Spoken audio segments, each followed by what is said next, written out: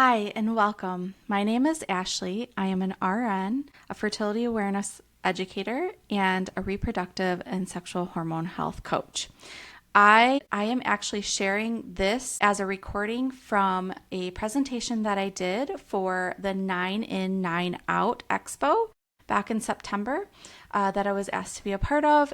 So this is a workshop, I guess you would say, in regards to understanding hormones in the postpartum phase. So before we start, I just want to give a little acknowledgement of mentors and wise women. We honor the women and mentors who taught or came before us. Through the years, we have learned from culture, ancestors, and the wise women of our time. Their knowledge of rituals, healing herbs, nourishing foods, and tender care has shaped how we support pregnancy and postpartum today. I want to acknowledge their intuition, wisdom, and dedication to caring for women in one of the most vulnerable and transformative seasons of life. A little bit about me. My name is Ashley. This is me during my postpartum phase many years ago, where I have my chubby little baby there. While I still keep up my nursing license, I also went back and trained at the Wells School of Body Literacy to become a certified fertility awareness educator,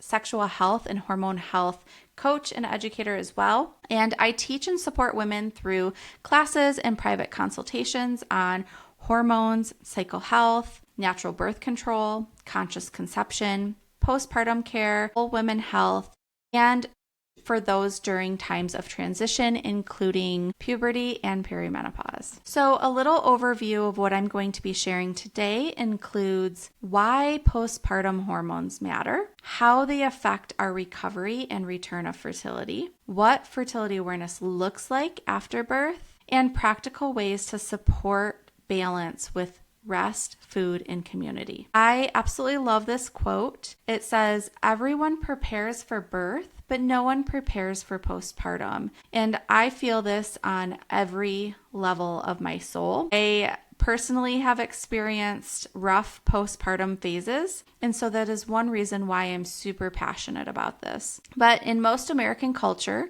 the mindset of having a baby is based on consumerism and what items the baby needs versus educating the mother on what she really needs, which includes educating on the physical and mental aspects of birth and postpartum. Now, I loved this information from Atlas of Motherhood that stated 92% of mothers are not prepared for parts of the postpartum period. And so that is my goal for you today, is to prepare you for things that you may not have even thought about.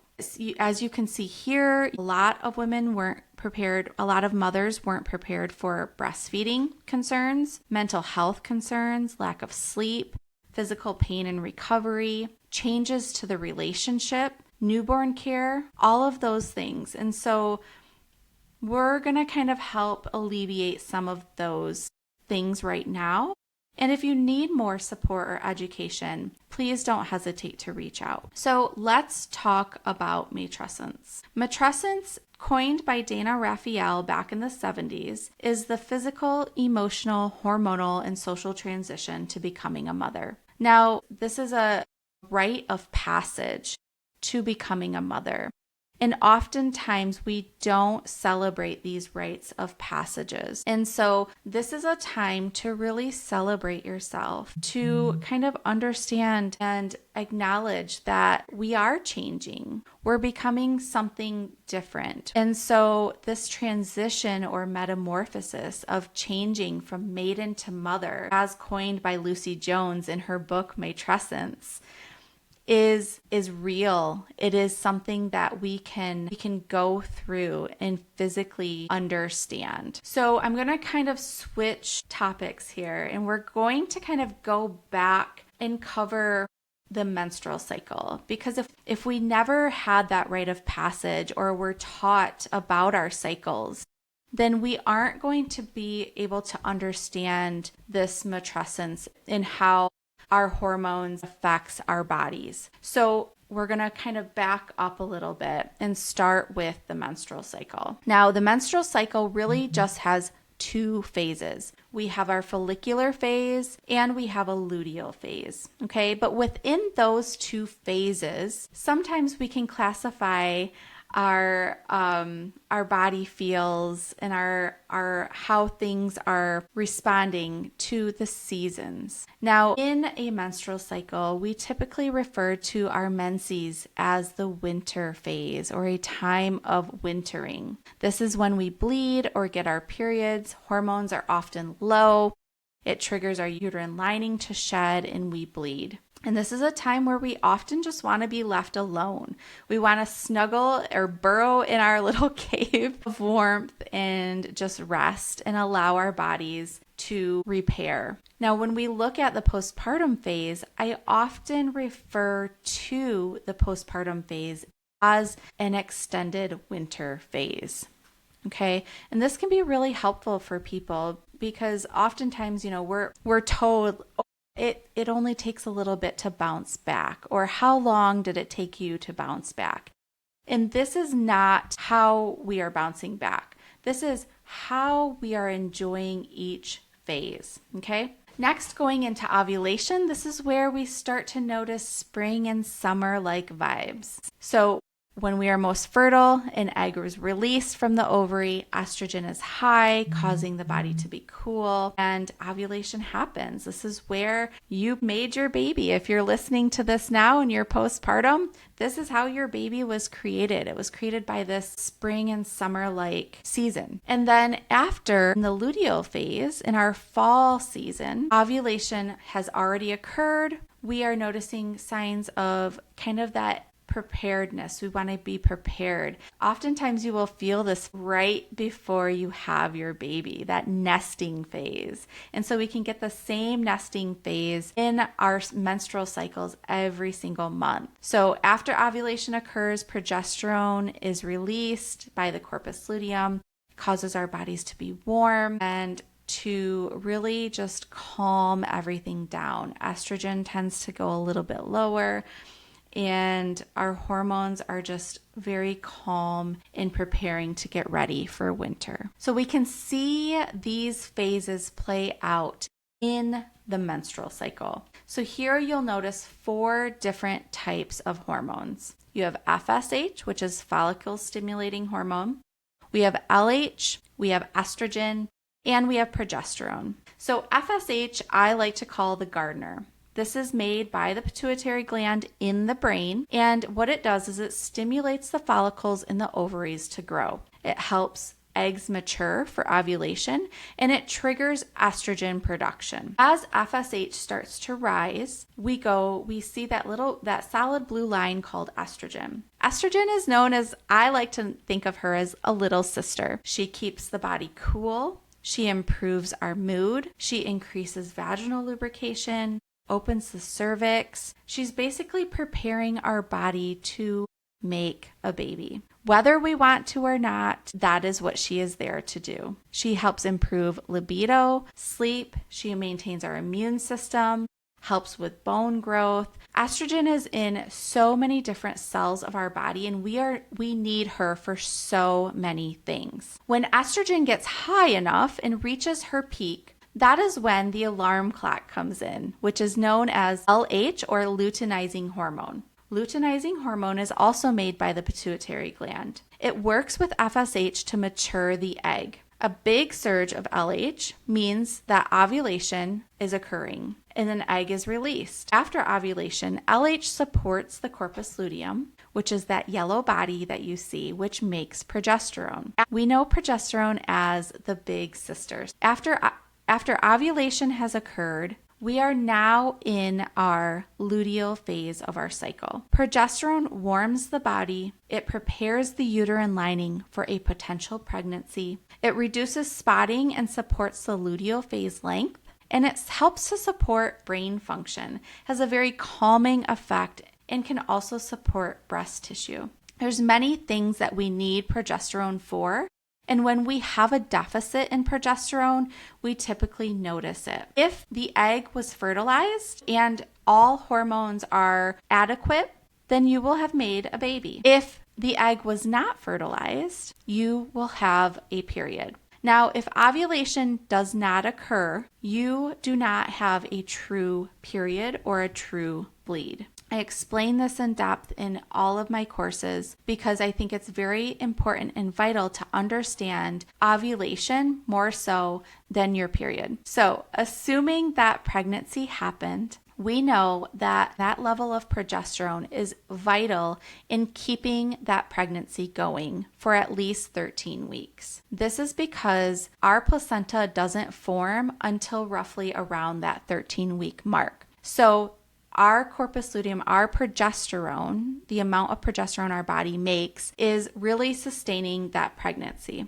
in that first trimester. After that, you can see some of the hormones kind of level out. Progesterone drops off and the placenta takes over, giving the baby all the nutrients that it needs for the remaining weeks of the pregnancy. So I put lactating hormones on here just for a moment, but I want to show you that right at delivery, you will have one of the largest shifts of hormones a person can ever endure. Okay, this is that postpartum phase. Understanding this prior to having a baby can help understand what is happening in your body and how it may feel. This is also helpful, especially for when talking about birth control and a return of fertility in the postpartum phase. So this large shift is vital and it happens, but it's really important to understand the roles in which our hormones are now playing. So I want to just touch briefly on what bleeding can look like in the postpartum phase because I get a lot of questions regarding this. So our bleeding in the postpartum phase is much different from a period. The first type of bleeding is called lochia. We have different stages of lochia. We have lochia rubra, which is kind of this bright red or deep maroon red. And it lasts typically 3 to 4 days in the postpartum phase. You will notice this whether you have a vaginal delivery or a C-section. Stage 2 is lochia serosa. This lasts roughly 4 to 10 days in the postpartum phase. The colors can be pinkish or brown. Then we have stage 3, lochia alba. This lasts anywhere from 10 to 28 days postpartum and is typically like a whitish, yellowish mucus. And this is just kind of your body getting back into, healing the cervix. That cervix is coming back together. That womb is healing. And so it's just kind of the remnants of what, like if you were to have a scab get pulled off or have bleeding, that is just kind of going back in and healing all of that tissue down there. Now, I mentioned scab. There also can be a scab that detaches from where the placenta was attached anywhere from 2 to 8 weeks postpartum. And once activity resumes, you'll notice that you might have more bleeding. Okay. And what I mean by activity is you're up, you're moving around more, and you're noticing that maybe you're having more spotting, more bleeding. And some can actually mistake this for a period. But remember, the only way we can have a period is if we're ovulating. So we must be tracking ovulation in order to know if it's a true period or not, so that we don't mistake it for anything else. But usually when the scab comes off, it's really heavy all at once, and then it stops or lingers like spotting. And this is your cue that you are doing too much. You need to back off. You need to just relax, rest, and, whether your doctor gave you the clear to resume all activities, this is your intuitive guide to say, nope, something is not right. My body is not ready. I need to rest. So, postpartum hormones in a non-lactating person. This is where you have had a baby, your hormones have dropped, and now you are not wanting to nurse your baby from your breast. You're not wanting to pump. This is no lactation is happening. You are supplementing with formula. So if this is your decision, I want you to know that ovulation can happen as early as 2 weeks postpartum. Our body is very intuitive, and if we are not having to nurse or feed a baby, this is where our signs of fertility can come back a lot faster. So, like I said, ovulation can happen as early as 2 weeks postpartum, though this is very rare typically. For most who are choosing to not breastfeed, it takes roughly 6 to 12 weeks if the mother is very well supported for this full cycle to return. There are factors that can disrupt ovulation, including stress, sleep disturbances, illness, etc. And remember that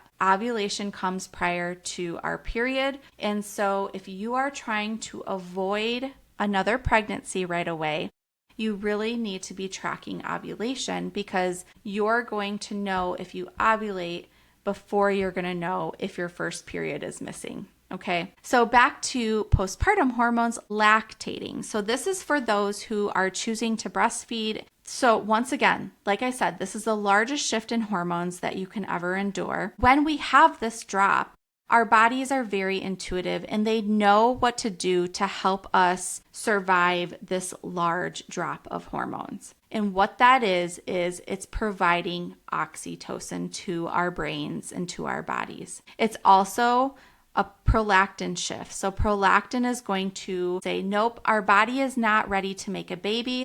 Our body needs to make milk for our new baby. And so we are going to turn a switch and start making milk instead of trying to make a baby. So how do we survive this drastic drop and increase our happy hormones? It's a great question. So first, let's start off with oxytocin, because our body is already high in oxytocin at delivery. Oxytocin is the love hormone. It's what causes our uterus to contract, and it is what also helps us to bond with our baby. So doing things such as skin to skin with our baby, breastfeeding, baby wearing, 30-second hugs, 5 seconds of kissing, warm baths, bonding time, quality time with friends and family, and even orgasming can help really increase oxytocin. Next is serotonin. Serotonin is the mood stimulator. Great ways to increase serotonin include soaking up sunlight, spending time outside, gratitude journaling, getting a soothing massage, dancing or listening to music that you love, being creative. All of those things produce more serotonin in our bodies. There's also some herbs that are really good at helping with serotonin as well. And then we have endorphins. Endorphins are the feel-good hormones. So ways to increase our feel-good hormones include dark chocolate, laughter, watching funny movies or shows, yoga, stretching, enjoying your favorite scents, playing with pets, and even getting acupuncture can help increase endorphins. And during our labor and delivery, our endorphins are actually really high. Our bodies are so smart, and it releases endorphins to help protect us from the pain that we are enduring and lowering those pain receptors. So endorphins are so great. And then we have dopamine. So dopamine is our reward hormone. It rewards us with good things, good feelings, good dopamine hits. And so eating bananas, nuts, seeds, celebrating little wins, reading a good book, wearing fun clothes that make us feel good can help with increasing our dopamine. Next, we have hyperprolactinemia. So this is a phase in going back into when we are nursing our babies. I said that this is a phase where our brain puts our ovaries in a dormant state. So remember, think the winter time, okay? This gives our sex hormones a break. It turns off the menstrual cycle, including ovulation, and it allows us to feed our babies. We can see this in this postpartum lactation phase, where prolactin and oxytocin are at work. Remember that our sex hormones are shut down, and we have now prolactin making the milk, and we have oxytocin releasing the milk. We also have oxytocin doing other things, so that this time in this postpartum period is meant to be supported by the breast. When the breast is stimulated via suckling or pumping, it stimulates the nerve cells in the nipple to signal the hypothalamus in the brain to release oxytocin. It also stimulates the pituitary to release prolactin to make milk for the next feed. Okay, so every time you put your baby to breast, you're making milk for the next feed, or every time you're stimulating your breast, you are making more milk for the next time. Oxytocin in the muscles then cause the breast to contract when stimulated, and milk is ejected from the milk ducts from the milk that is made from the last time nursed, from that prolactin. So it's just this continuous cycle. Every time you stimulate, you're going to make milk for your baby. It is nature. Sometimes nature doesn't always feel good, but our bodies are meant to do this. If we've never experienced oxytocin and prolactin before, this is where trouble or confusion can come in, because we don't feel like ourselves. And it's because going back to that matrescence, we've never experienced this before. So you really need to be kind to yourself and understand that you have never experienced this before, and that these experiences are natural and normal, and they may not feel good, and there are ways to help, which is what I listed, increasing those happy hormones. But as we see, oxytocin and prolactin are both high. We know oxytocin increases bonding, it decreases bleeding, and it releases milk. Prolactin makes the milk, and it temporarily shuts down the HPO axis and puts our body into an anovulatory state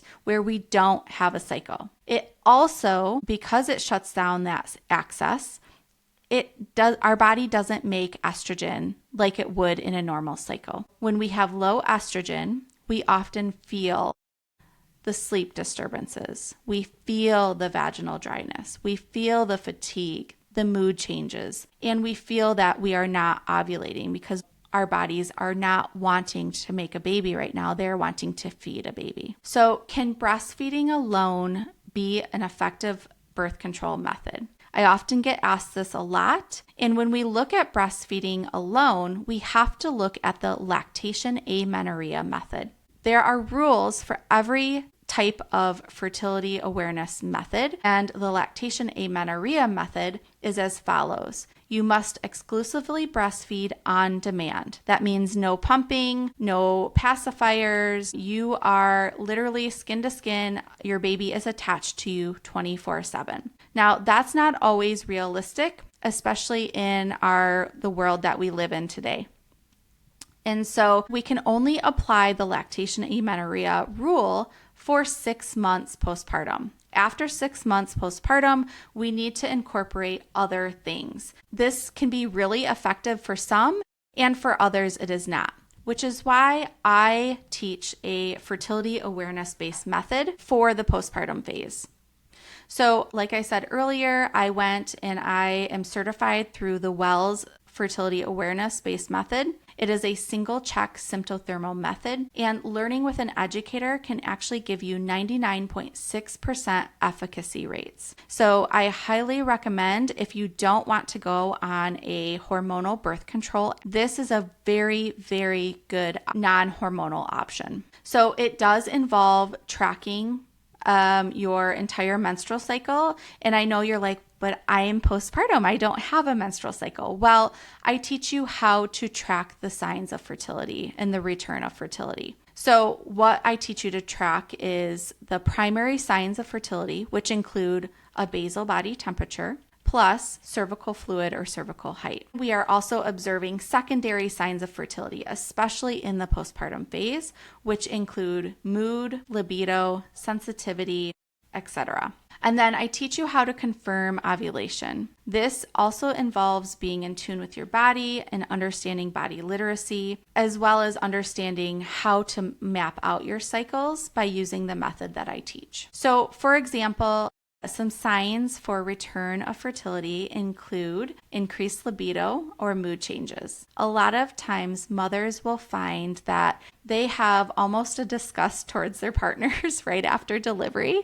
They don't want to be touched. They're overtouched. They are wanting to just be with their babies, and that's it. And so this is not a bad thing. This is our body's natural way of saying, we can't make a baby right now. However, most people will find that their libido starts to return. And when their libido starts to return, so those hormones, the estrogen, the progesterone, those hormones of the cycle. And they might not return fast or regular. So understanding that irregularity during the postpartum phase is normal. You might also notice waves of cervical fluid. And this is going beyond that 8 weeks of that lochia. This is noticing different various signs of cervical fluid, whether it's fertile fluid or maybe just kind of like a dry or white gummy fluid. And then the only way we can actually confirm ovulation is by interpreting our basal body temperatures. And if we have a biphasic pattern or a shift in a temperature.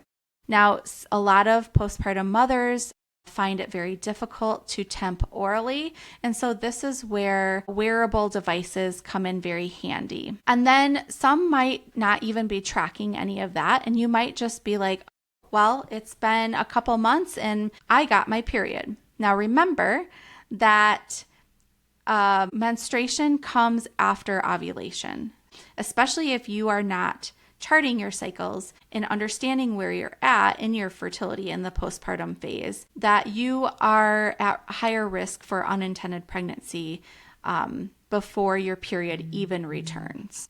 This I just want to touch on. When cycles return, a collision of the two will make for ovulation to occur, but may cause irregular cycles like I talked about. This happens when you can have infant directed, meaning longer feeds, introduction to foods, pacifiers, sleeping through the night, etc. And then mother directed, increased stress, sleep or lack thereof, illness, travel, pumping schedule changes, or being away from the infant. So we have this circadian feedback loop, and then we have our infradian loop. Our infradian loop is our menstrual cycle, and that circadian feedback loop is the breastfeeding cycle. So how long does it take to recover? Roughly, and I say this very lightly because everyone is different, but roughly 6 to 12 weeks to stop bleeding and for your stitches to heal if you had stitches. 3 months to rebuild blood and energy levels. 6 to 12 months for pelvic floor and core muscles to return. Our immune system to go back to a normal state. Our joints and hormones to start possibly returning back to their original state. And then 2 to 5 years for mental health, sleep, and identity shifts. That's that 2 to 5 years of accepting that matrescence is happening. So how can we support our bodies and hormones? By practicing a slow mindset. 9 months in, 9 months out. Getting lots of rest, warmth, nutrition, daily and weekly check-ins, making a plan for when things aren't going well, and also celebrating the wins, getting one-on-one professional support if needed, and having pre-baby discussions and birth control options before that baby is even born can be really, really helpful. I'm going to share some practical ways to help communicate with others, because sometimes we struggle during this phase because we're kind of in a discombobulated state. Like I said, if you've never been pregnant and you've never experienced postpartum before, things have changed for you per each pregnancy, then you really want to take note and be mindful about how we're going to communicate during this phase of our lives. So here is a postpartum check-in that I share with all my mothers. And this is a postpartum support scale. This was not created by me. This was actually created by a lovely person on the internet who was sharing her story. And I just found that it was really helpful, because sometimes it's very hard to put into words how you're feeling after having a baby, especially when emotions are shifting day to day. And so Michaela Height That Height Girl created this for her friends and family and for herself. And so I just put it into a graphic. So go follow her. She's great. But here you can see that you're putting a simple number scale to good use. You're gonna just give yourself a rating. Are you at a 7 to an 8? Are you at a 10? Are you doing great? Or could you use a little support? Maybe a visit, a text, a call, a pep talk, whatever it is. Or maybe you're really struggling and you need a lot more help. And that is, that might sound like I'm a 2 today and I need to call my doctor, or I need to get some more help in this phase because I'm just really struggling right now. So this can be a really good tool to use in that postpartum phase. Now, here are ways that your spouses or family can help you have an easier transition into the postpartum phase. And this is simple things like making your bed, cooking you nourishing foods, helping clean your house if you need it, right? All of these things make you feel loved and cared for, and it releases that oxytocin, which helps us kind of navigate these low hormone symptoms. Taking the baby at 5 a.m. or maybe for a night feed so that you can rest, changing diapers in the middle of the night, allowing to offer help with other children.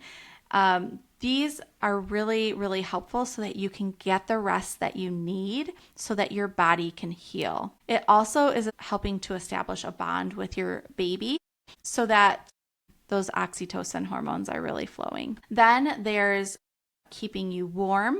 We don't want a lot of cold during this time. In Chinese medicine, cold is not good for the postpartum phase. It's also not good for that wintering phase when we have our period. So warmth, keeping your feet warm, doing warm baths, warm showers, teas, being able to just listen to the needs that you might have, massaging sore body and limbs. Sometimes, with delivery comes just achiness. Offering a bath or a shower are all really good at helping to down regulate your nervous system. Remember, your baby is regulated off of your nervous system. So if your nervous system is not calm, then your baby's nervous system is most likely not going to be calm. So if we can support the mother, we can also support the baby. It also helps to minimize overwhelm, and it can help heal the mind and body. Sometimes simple things as being present to let you vent, to share experiences or process your emotions is just as valuable as sitting with you